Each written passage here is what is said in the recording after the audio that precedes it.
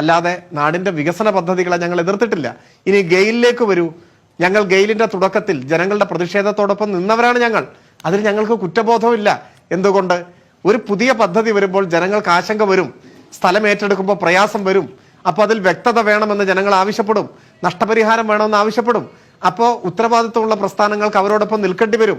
അപ്പോൾ ഭരണകൂടത്തിന്റെ ഉത്തരവാദിത്വം എന്താണ്? ഗവൺമെന്റിന്റെ ഉത്തരവാദിത്വം എന്താണ്? ആശങ്കകൾ ദൂരീകരിക്കുക, നഷ്ടപരിഹാരം ഉയർത്തുക, ജനങ്ങളെ വിശ്വാസത്തിലെടുക്കുക. അങ്ങനെ പോകാൻ പറ്റൂ. ഈ ഗെയിൽ 2010 അനുമതി ലഭിക്കുന്നത് കേട്ടോ.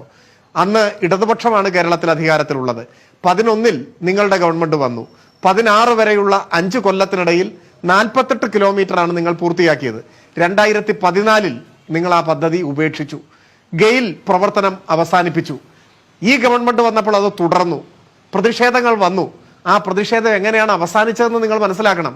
എങ്ങനെയാണ് അവസാനിച്ചതെന്നോ? പ്രതിഷേധക്കാരുടെ ആവലാതികൾ ഈ സർക്കാർ കേട്ടു. മറ്റു സംസ്ഥാനങ്ങളിൽ ഗെയിൽ പൈപ്പ് ലൈൻ ഇടുമ്പോൾ 30 മീറ്റർ വീതിയിൽ സ്ഥലം ഏറ്റെടുക്കും.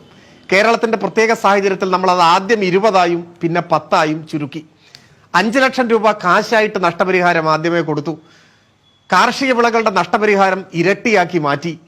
10 സെന്റിൽ താഴെയുള്ളവർക്ക് വീട് വെക്കാൻ പ്രത്യേക പെർമിഷൻ കൊടുത്തു. ഇങ്ങനെ ജനങ്ങൾ ഉയർത്തിയ ആശങ്കകൾ ദൂരീകരിച്ചും ആവശ്യങ്ങൾ അംഗീകരിച്ചും ജനങ്ങളുടെ സമ്മതിയോടെയാണ് ഈ പദ്ധതി ഏറ്റെടുത്തത്.